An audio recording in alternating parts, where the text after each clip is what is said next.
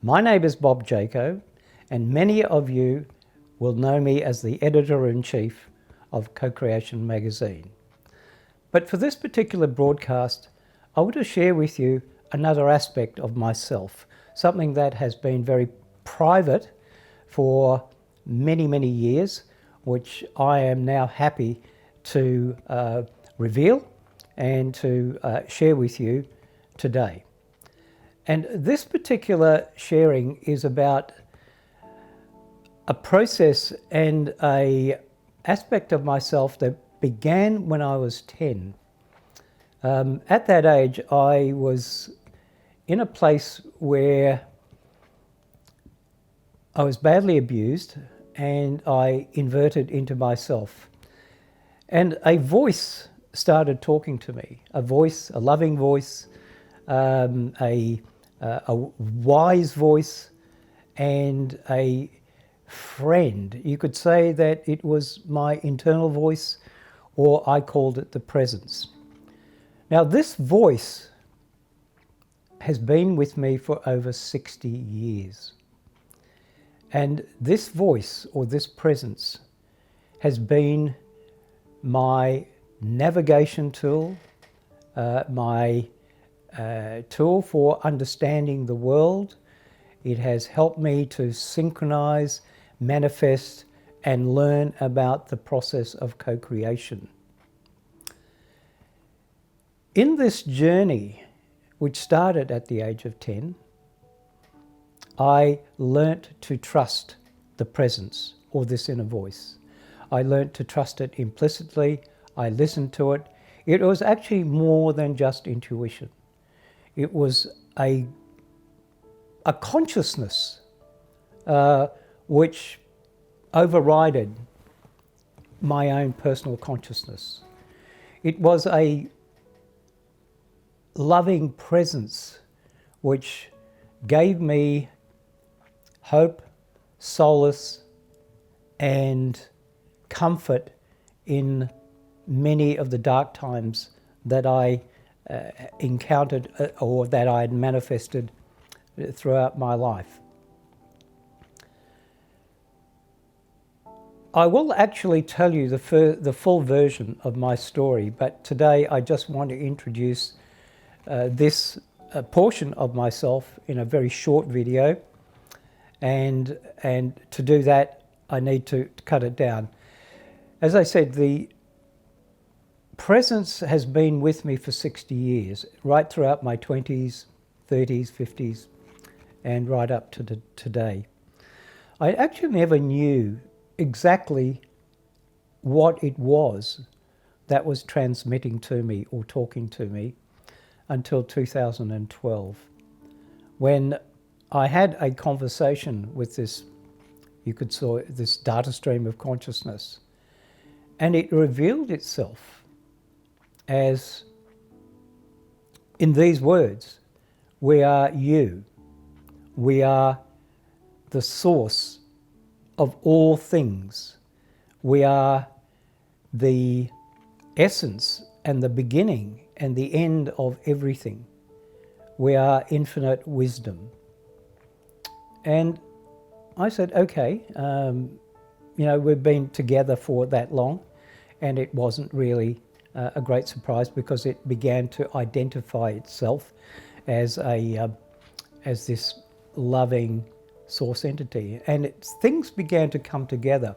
Why all the period of my life I was able to manifest and co-create synchronicities, events, circumstances, and lead a life which was more or less between two worlds. I was able to navigate the world of unconscious, that's probably not the correct word, the world of the unseen and the world of the physical. And in fact, this association with this energy was about teaching me how to recognize and how to navigate and to begin to use that essence and that energy to begin to understand and indeed create the life I was meant to lead. In 2012, as I said, we had this conversation. And what happened is that the energy, which I used to call the presence, said, well, we cannot be labelled, but humans really prefer some sort of identity or labelling system. So the energy said, call us soul. And I said, oh, okay, is that like soul, S-O-U-L? And they said, no, it is spelt S-O-L, and it stands for signals of love, because that is what we are. That is what this consciousness is. And this consciousness is you. And when we project this consciousness to others, it is also them as well. In 2012, when I began to ask this consciousness what it was, where it came from, and for me, the experience with soul is like a conversation with a normal human being. I hear the words and they sort of resonate through my head. And in this particular scenario, if I was doing what I call the soul conversation, soul would actually speak its words through my voice box. I'm not going to do that today, but we will actually do soul conversations in the future. In the discussions with soul, I asked them why they were here, why they were transmitting me or through me at this point in time. And the answers were really quite interesting. And they said this. They said, you have been chosen, and you have chosen to work with us since you undertook and accepted our presence at the age of 10. And we have been with you all that time to enhance your physical abilities, to enhance your capabilities as a clear and concise and simple deliverer of our messages. Now, soul's messages are not new. They have been around since man could walk on two legs. And they have been delivered by other humans that we call avatars, prophets, seers. And those messages have always been the same. And those messages are really, you are the co-creators of your total experience, of your total universe, without exception. On that line of discussion, I said, well, why are we here? And the answer was, you are here to experience. Exclamation mark, exclamation mark, exclamation mark. There is no difference between a good or a bad experience. It is just an experience. And the experience is a jumping point, a benchmark, a springboard to understanding that you either like the experience or you don't like the experience, which gives you the choices of continuing with the experience or changing the experience, making a choice to move to another place so your life is different. And when we discussed the process of why there is a duality system in the physical world, soul said to me, it is the basic structure that you, and when I talk about you, me, you, everybody who is source, that was created so you can begin to transform and evolve. Now, if you think about it in this way, that there are 7 billion people experiencing everything. And in many ways, if we are just here to be a pipeline or a conduit of Source itself, that as we grow and we build all of these experiences, they go back to singularity, to the Source that created all things. It itself expands. Because Soul said to me, when he calls humanity or we self. We are both the singularity and a collective. So we're both. So when the we self decided it was going to evolve itself, because when it awoke, it knew everything. It had no experience of anything.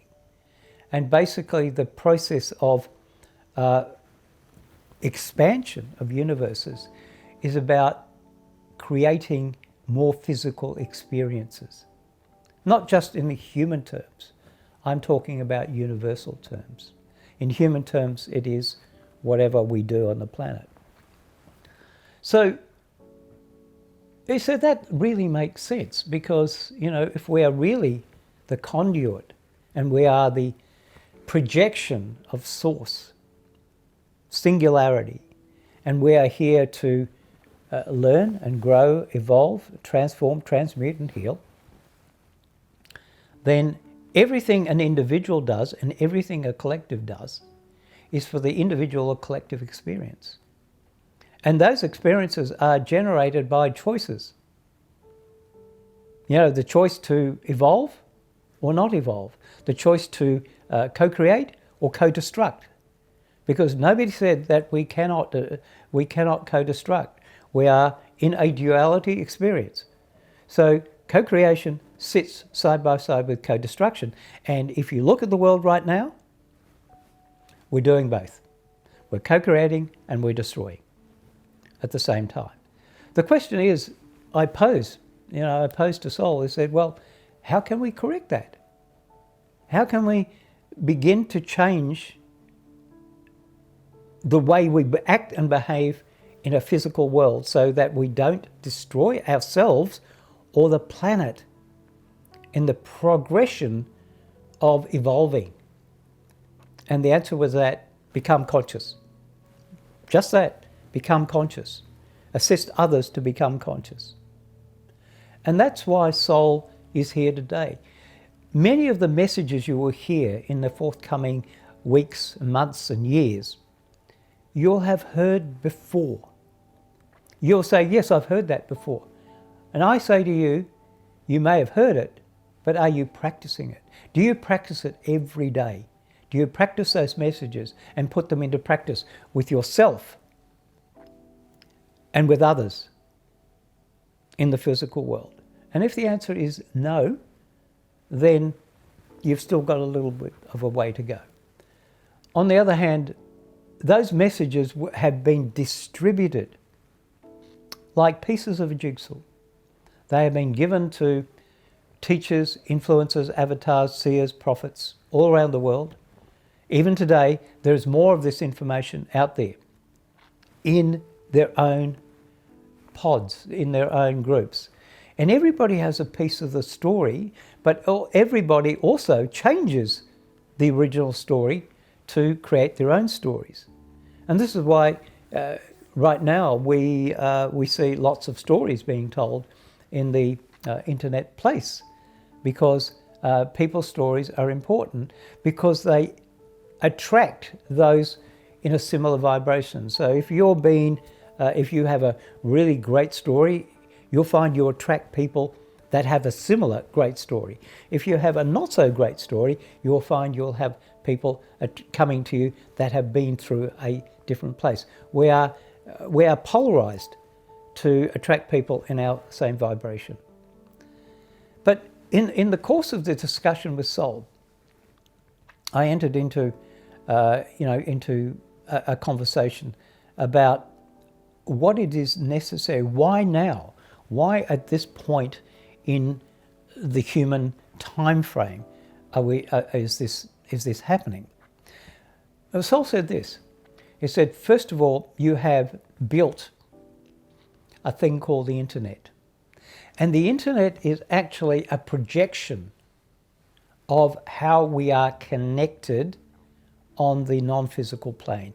Every human being is connected, but we are disengaged from the experiences of somebody in Ethiopia or Syria or South America, because our local mind has only the ability to process at the local level.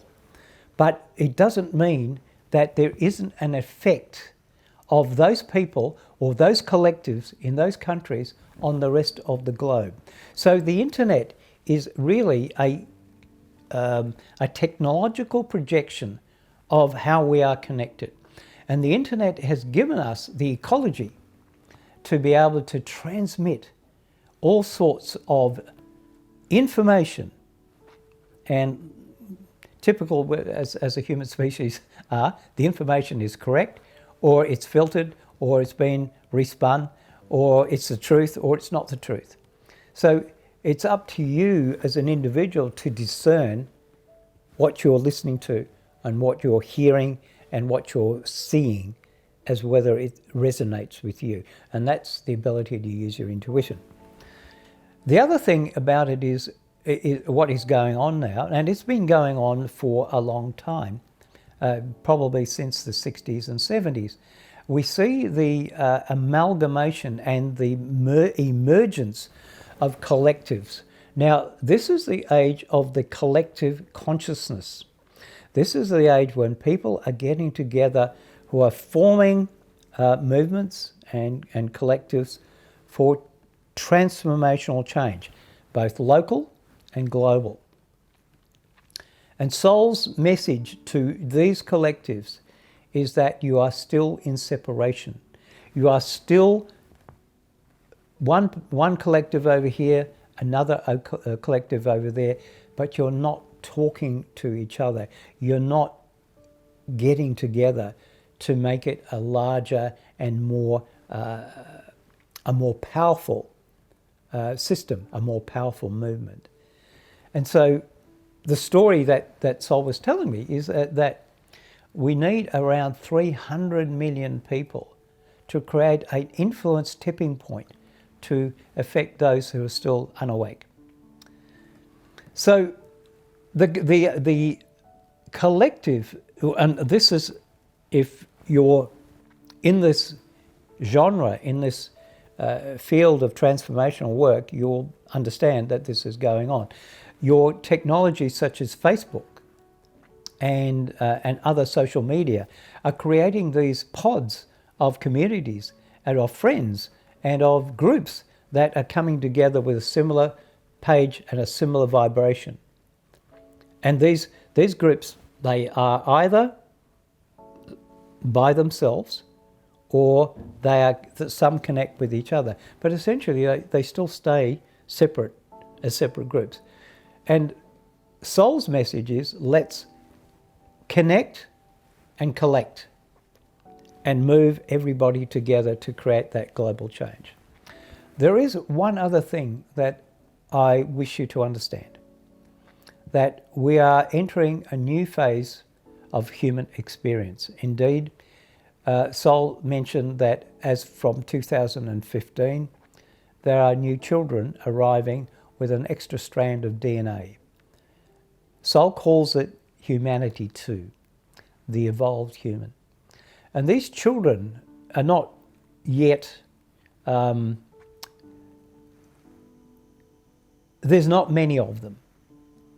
There are a few of them, but as each year increases, we are at 2019, more and more children will be born with this particular strand. Scientists have found it. They know it exists. They don't know what it does. But Sol says it is the consciousness strand. They will come into the world almost fully awake. and understanding their origins, and begin to, you'll see these young people emerge as leaders and new thinkers for the next 100 years. So that's my experience with soul. I'm just really talking about sharing that with you to understand what I have experienced with conversations with soul. Now, we have agreed that over the next few years, as long as I'm around, soul will appear on every available media, and we will actually deliver soul messages, soul conversations about whatever questions you have to ask.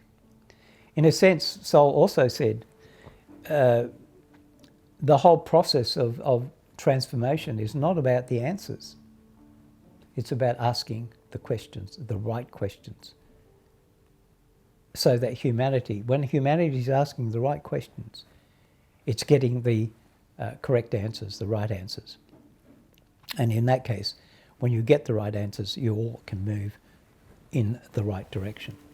So thank you for listening to me. I am most privileged to be able to present this to you today, and I look forward to many, many hours of soul conversations over the coming weeks, months and years. Thank you so much. I am most blessed, and lots of love to you all.